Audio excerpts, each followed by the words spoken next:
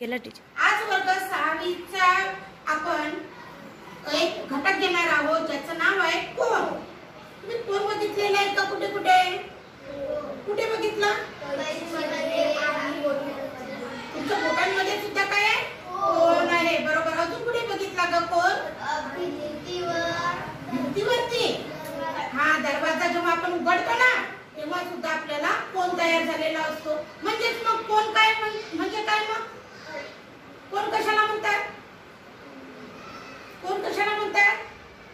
कुठे कुठे बघितलेलं आहे ते तुम्ही सांगितलं, पण कोण कशाला म्हणतात? एका बिंदूतून निघणाऱ्या दोन किरणांनी काय तयार होतं? कोन तयार होतो। हे तुम्ही अगोदरच्या इयत्तेत शिकलेलं आहे। पण मला सांगा, तुम्ही कोणाचे प्रकार शिकले का? नाही। तर आज आपण काय शिकणार आहोत? कोनाचे वेगवेगळे प्रकार। तर त्याच्यासाठी मी हे काय केलेलं आहे? साहित्य तयार केलेलं आहे। आवडलं का तुम्हाला? हो। हा मासा तयार केलेला आहे बघा। हा मासा जेव्हा आता पाण्यामध्ये जाईल असतो तेव्हा त्याच्या समोर काय आलेलं आहे? भक्ष्य आलेलं आहे आणि त्याला खाण्यासाठी त्याने काय आता तोंड उघडलेलं आहे। मग पूर्वी त्याचं तोंड कसं होतं रे? सांगा बरं मला। बंद। आणि आता जेव्हा बंद होतं तेव्हा आपण त्याला म्हणू शून्य कोन। काय म्हणू? शून्य कोन। आणि यालाच इंग्रजीत म्हणतात झिरो अँगल। आता हळूहळू हळूहळू आपण काय करत आहोत? झिरो पासून पुढे पुढे जात आहोत। आता जसं जसं आपण झिरो पासून पुढे पुढे जाऊ त्याला म्हणतात ॲक्यूट अँगल। ॲक्यूट अँगललाच दुसरं नाव आहे लघु कोन। आता ॲक्यूट अँगलचं माप असतं 0 ते 90। 0 ते 90। आता 0 ते 90 आपण इथं आणूया। चला बघा, मी 0 ते 90 आणलेलं आहे। आता या ठिकाणी कितीचा कोन झाला बघा बरं? बघा बरं, तुम्ही शिकलेला आहात। कितीचा कोन झाला? जोया कितीचा कोन झाला? 90चा। आणि या 90च्या कोनाला म्हणतात नाही काटकोन। काय म्हणतात? काटकोन। हा, 0 पासून तर 90 पर्यंत लघु कोन होतो, पण 90 वर आला की मात्र काटकोन होतो। आतापर्यंत आपण किती कोन शिकलो? 3। एक शून्य, एक लघु कोन आणि एक काटकोन। म्हणजे शून्य कोन शून्य मापाचा असेल, शून्य कोन शून्यापासून 90 पर्यंत असेल तर लघु कोन किंवा ॲक्यूट अँगल। आणि तिसरा काटकोन। किती मापाचा असतो काटकोन? 90 मापाचा। आता पुढे जाऊया आपण। आता बघा, माशानं आपलं तोंड काय केलंय? मोठं मोठं केलेलं आहे, कारण की त्याचं भक्ष्य मोठं मोठं आहे। आता हा मोठा झाला, किती वरती थांबला ग?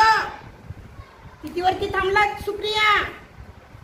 120 आहे की किती आहे बघ? 140 वरती थांबलेला आहे। किती वरती? 140 वरती थांबला। आता हा झाला ऑब्ट्यूज अँगल। कोणता अँगल?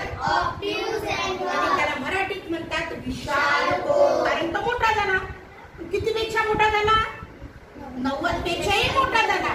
म्हणजे 0 पासून आपण जेव्हा मोजत चाललो तेव्हा 90च्याही पुढे गेलो आणि 90च्या पुढे गेल्यानंतर आपण जेव्हा किती वरती येणार? 180 वरती। तर तुम्हाला इथं दिसलं असेल की काय झाला? अगदी सरळ कोन झाला। किती झाला? सरळ कोन। आताच इथे आपण बघितलं की 90 ते पुढे 180 पर्यंत ज्या कोनाला म्हणतात विशाल कोन। आणि सरळ झाला 180 पर्यंत की सरळ कोन। कोणता कोन? सरळ कोन। त्याला इंग्रजी मध्ये म्हणतात स्ट्रेट अँगल। कोणता अँगल? Straight angle. आता अजून एक कोन बघणार आहोत आपण, त्याही पेक्षा मोठा। चला 180च्या पुढे जाऊया आपण। चाललो 180च्या पुढे किती पर्यंत? 360 पर्यंत जरी गेलो आपण तरी आता माशाने खूपच मोठं तोंड उघडलेलं आहे। आणि माशाने तोंड उघडलेलं असताना त्यांना तयार झालेला आहे 360 वरती जेव्हा येतो तेव्हा त्याला म्हणतात प्रविशाल कोन. प्रविशाल कोनलाच इंग्रजीमध्ये म्हणतात रिफ्लेक्स अँगल. मग रिफ्लेक्स अँगलचा माप किती होईल? 180 च्या पुढे. कितीपर्यंत? 360 पर्यंत.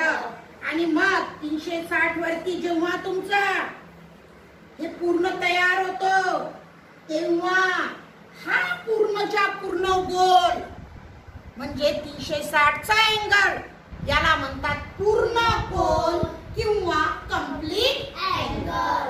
लक्षात आलं? आता तुम्हाला इथं सरळ एकावर एक दिसत आहे, परंतु शून्याच्या वेळी उघडलेलं तोंड नव्हतं, आता मात्र त्यानं पूर्ण तोंड उघडलं. म्हणजे साधा मासा आणि त्याच्यावरती तयार केलेलं आपण साहित्य आपल्याला काय शिकून गेलं? कोनाचे प्रकार. काय शिकून गेला? कोनाचे प्रकार. हा, व्हेरी गुड. तर आता मला सांगा, आता मी तुम्हाला थोडे प्रश्न विचारणार आहे, माहिती का? विचारू का प्रश्न? हो. अच्छा, चला आता आपण मी तुम्हाला प्रश्न विचारणार आहे. तर मला सांगायचं आहे तुम्हाला, बघा आता हा मासा या साह्याने तुम्ही काय काय करू शकता ते सुद्धा मी तुम्हाला सांगणार आहे.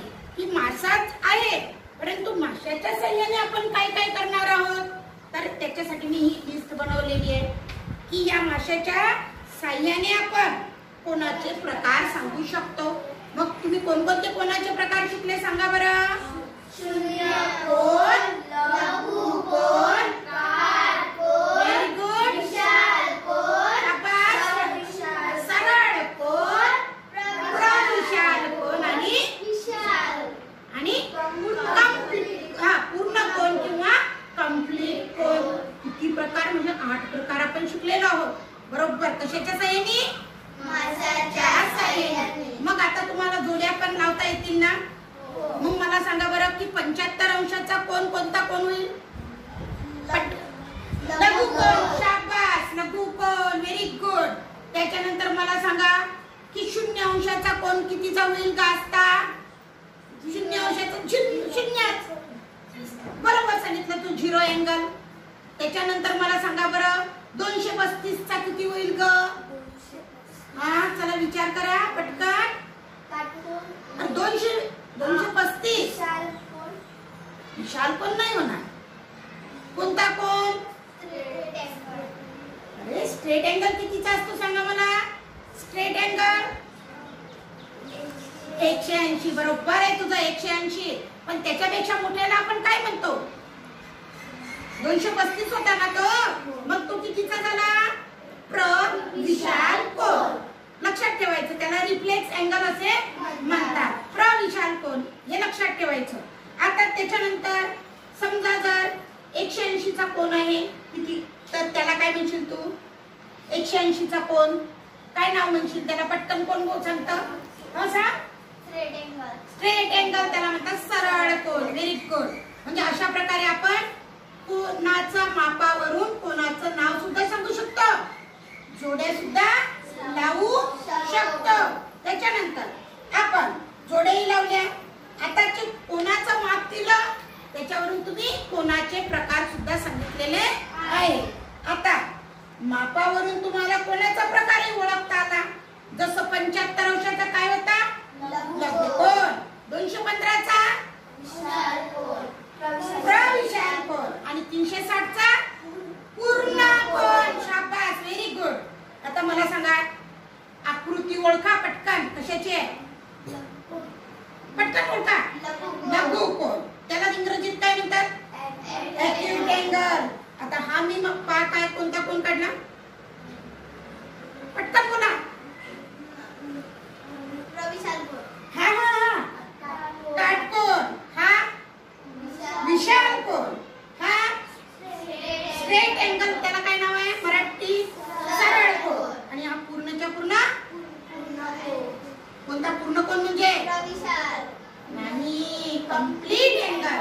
म्हणजे आपल्याला दोनही लक्षात ठेवायचे ना, इंग्रजी पण लक्षात ठेवायचे, मराठी पण लक्षात ठेवायचे. चला पुढे. आता व्यवहारातील अनेक उदाहरणे आपण पाहिली आणि ते आपण त्याच्यातून ओळखायला तुम्हाला एक उपक्रम दिलेला असतो. बरोबर. मला आता सांगा बरं, आता फळ्याकडे बघा. या फळ्याकडे तुम्हाला या दोन उभ्या बाजूंनी आणि एक आडव्या बाजूंनी कोणता कोण तयार झाला? कोणता कोण तयार झाला इथे? काटकोन तयार झाला. बाजूला एक पांढरा फलक आहे, तिथे सुद्धा चारही बाजूनी कोणता कोण तयार झाला? काटकोनच तयार झाला. आता पायात उभी राहा. आता दरवाजा उघड थोडासा. बघा बरं आता कोणता कोण झाला? लघुकोन. कोणता झाला? लघुकोन. पुढे वाढव. आता सुद्धा लघुकोन. लघुकोन. आणि जेव्हा ती दार बंद करेल तेव्हा कोणता तयार होईल? कोण? कोणता होईल? काटकोन. आणि जेव्हा तिने सुरुवात केली तेव्हा कोणता होता? सुरुवात केली तेव्हा झिरो अँगल होता. बरोबर. म्हणजे आपण दरवाजाच्या तिथे सुद्धा आपण काय करू शकतो? कोणांचे प्रकार ओळखू शकतो. तुम्ही ज्या टेबल वरती बसता त्या टेबलच्या चारी बाजूला कोणते कोण आहे? कोणता आहे? टेबलच्या चारी बाजूला कोणता कोण आहे? कोणता आहे? काटकोन. बरोबर. आलं लक्षात? आणि ह्या बोटांमध्ये बघा बरं कोणता कोण आहे? बघा बघा पटकन. लघुकोन. बरोबर. पटकन बोलायचं ना, लघुकोन. आणि आता इथे आता कोणता तयार झाला? कोणता तयार झाला? काटकोन. बघा बरं स्ट्रेट दोन बोटं ठेवले मी तर काटकोन तयार झाला. आता मात्र एकदम सरळ केला तर स्ट्रेट अँगल. म्हणजे आपण याच्यावरून सुद्धा आपण कोणाचे विविध प्रकार शिकू शकतो. आलं तुमच्या लक्षात? आणि तुम्ही काय करायचंय आता यात आपण साहित्याचा वापर केलेला आहे. या साहित्याच्या वापरामुळे तुम्हाला काय वाटलं सांगा बरं मला? काय झालं तुमचं? आमचा अभ्यास झाला. आम्ही याच्यामुळे कोणाचे प्रकार शिकू शकलो. आणि शिकताना कसं वाटलं? खूप छान वाटलं. म्हणजे तुम्हाला काय वाटलं? म्हणजे खूप छान, मनोरंजक, आनंददायी आणि नेहमी फळ्यावर शिकवल्यापेक्षा साहित्याच्या सहाय्याने अतिशय सुंदर आपल्याला वाटलेलं आहे. तर अशा प्रकारे तुम्ही घरी सुद्धा वेगवेगळ्या याच्यातून कोण आणि कोणाचे प्रकार हे पाठ करायचे आणि अभ्यास करायचा. आवडला ना तुम्हाला? Very good. तर आता तुम्ही याच्यावर अभ्यास करायचा आहे आपल्याला. धन्यवाद. आपोआपच त्याचं तोंड मोठं होताना दिसेल किंवा छोटं सुद्धा होऊ शकेल. गिळल्यानंतर छोटं होईल. आता बघा बरं त्याने कितीचं तोंड उघडलेलं आहे, कितीवर आहे?